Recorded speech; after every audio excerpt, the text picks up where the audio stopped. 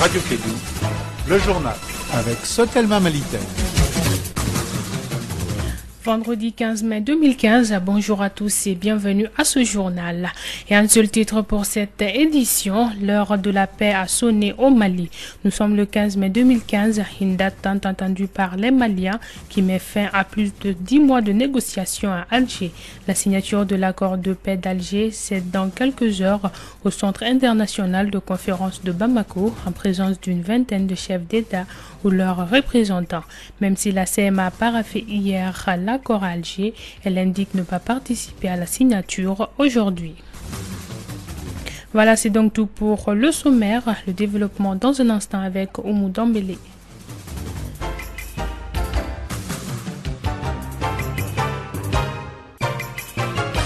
Je vous le disais, nous sommes bien vendredi 15 mai 2015 et à ce fait, le processus entamé le 16 juillet 2014 à Alger prend fin donc aujourd'hui au CICB par la signature du document final déjà paraphé par certaines parties dont le gouvernement du Mali et la CMA, coordination des mouvements de l'Azawad, qui a paraphé le document juste hier à Alger et s'est dit non concerné par la signature aujourd'hui à Bamako. La cérémonie démarre à 15h par le discours du ministre malien des Affaires étrangères, de l'intégration africaine et de la coopération internationale. La cérémonie prendra fin vers 18h30 avec la déclaration du président de la République, Ibrahim Boubacar Keïta. Par rapport au paraphé de l'accord par la CMA hier à Alger, une déclaration en date du 14 mai signée par Bilal Ag Sherif a été jointe à ce paraphé du document. La dite déclaration évoque les motivations du refus de la rébellion à signer le document proposé paraphé le 1er mars dernier à Alger est largement en décalage des revendications des populations de l'Azawad et ne répond pas aux contraintes et aux réalités de la crise vécue par l'Azawad. Les populations de l'Azawad ont massivement exprimé des réserves de fonds, voire leur rejet du projet d'accord. Un document insuffisant à bien des égards. Aucun mécanisme de garantie à l'égard des violations du cessez-le-feu n'a été véritablement mis en place tout au long du processus, ce qui veut dire que bien des incompréhensions restent entières et que rien n'a été fait par circonscrire l'embrassement sécuritaire sur le terrain. Pour la CMA, le document du 1er mars dernier ne saurait être pris pour l'accord définitif et sa mise en œuvre ne saurait commencer avant un accord consensuel entre parties. La déclaration va plus loin, appelant presque la médiation à se désister de la signature pour cause. La signature de l'accord final par la médiation ne devrait intervenir qu'après la signature définitive et consensuelle des parties dans le but de la renforcer. De son côté, le président de la République française, François Hollande, a salué le paraphé à Alger par la CMA de l'accord pour la paix et la réconciliation au Mali. Il félicite la médiation algérienne qui a mené ce processus depuis de nombreux mois ainsi que l'ensemble des pays et des organisations internationales qui y ont pris part. Il salue également l'esprit de paix et de réconciliation du gouvernement malien et du président de la République du Mali, Ibrahim Boubacar Keïta. Il se félicite de l'engagement pris par les différents groupes armés maliens à renoncer à la lutte armée et à s'engager dans la réconciliation. François Hollande appelle également toutes les parties à signer cet accord et à le remettre en œuvre de manière sincère. La France se tiendra aux côtés du Mali et de l'ensemble de ses partenaires internationaux pour en garantir la réussite. À quelques heures de la signature de l'accord, le détachement de l'armée malienne vient de recevoir l'ordre de quitter Bambara Maoudé dans le cercle de Gourmaraous, région de Tombouctou. La population de son côté occupe depuis ce vendredi matin le quartier général des Famas afin de les empêcher de quitter leur localité. Si les Famas quittent cette zone qui a enregistré les premiers assassinats des populations civiles par des djihadistes, les citoyens seront encore plus exposés aux menaces terroristes. Voilà, et en ce qui nous concerne, vous pourrez suivre les temps forts de la cérémonie de signature de l'accord de paix et de réconciliation à partir de 15h sur notre antenne.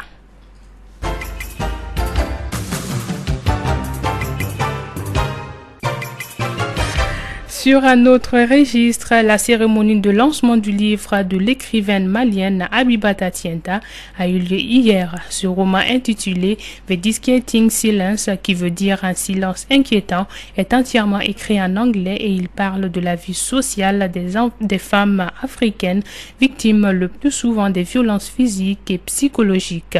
L'auteur a passé plusieurs années aux États-Unis, c'est ce qui lui a fait comprendre l'intérêt de notre culture d'un roman africain en anglais. Suivant Maki Samake, le recteur de la faculté des lettres et des sciences humaines de Bamako, et Abibata Tienta, auteur du livre, dit au micro de Mariam Sidibi. L'ouvrage était en anglais, notre université était tout indiqué pour abriter cette cérémonie de lancement. Nous manquons cruellement d'ouvrages. Ce livre de Abibata, Silence inquiétant, en anglais Disquieting Silence, permettre à nos étudiants d'avoir accès à un ouvrage dans une langue qui est celle aujourd'hui la mieux partagée dans notre université. Nous avons 9000 quand même étudiants en anglais. J'invite les étudiants du département d'anglais à lire, à s'approprier ce livre-là, à faire partager ce livre. Et les enseignants aussi, à utiliser ces livres-là pour préparer leurs cours.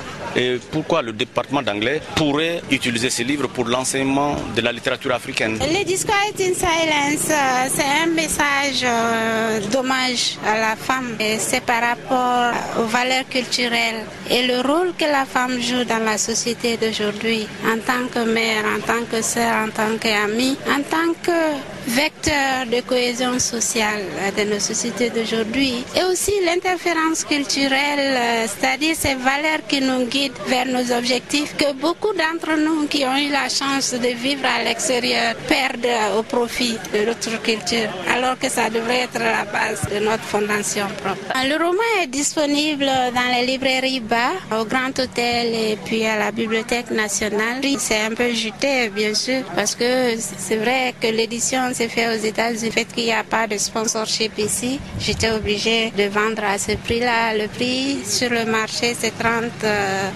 ça fait 16 500. Mais aujourd'hui, j'ai amené quelques copies que je voudrais vendre à ceux qui le souhaitent à 14 000 francs.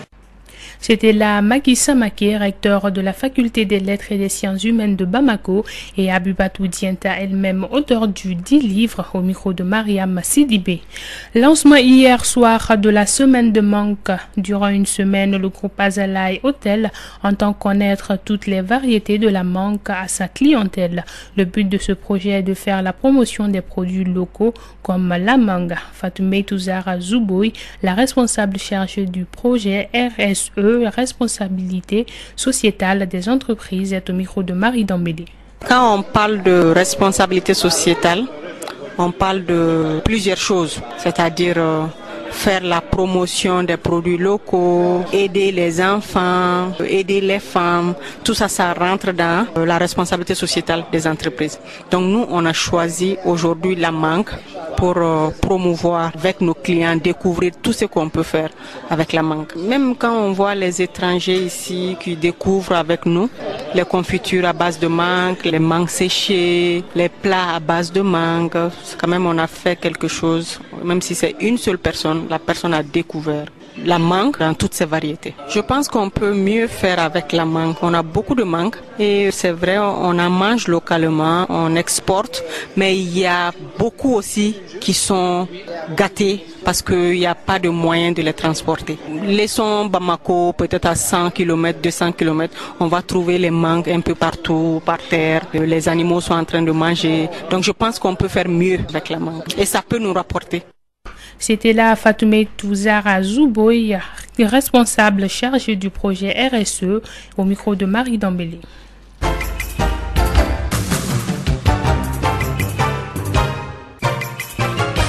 13h passées de 10 minutes et on en vient à l'actualité internationale de cette édition.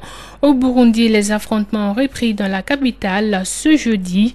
Il est difficile cependant de savoir quelle est la situation exacte à Bujumbura après la tentative de coup d'État lancée la veille en début d'après-midi. Après une brève accalmie dans la matinée, des tirs ont de nouveau été attendus aux abords de la radio et de la télévision. Le coup d'État est conduit par le général Godefroid Niyombare, ex-chef d'état-major. Mais ce soir, le numéro 2 du mouvement déclare que le mouvement a échoué, qui se sont multipliés contre le président Pierre Nkurunziza ont reconnu l'échec de leur tentative de coup d'État. Plusieurs responsables de la rébellion ont été arrêtés ce matin après que leur lieu de retraite est déjà assiégé par des troupes loyalistes.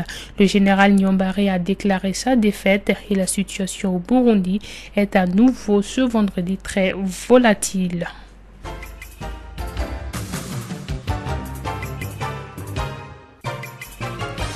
Enfin, sport pour terminer, on joue ce week-end les matchs allés du retour de cadrage de la Coupe CAF.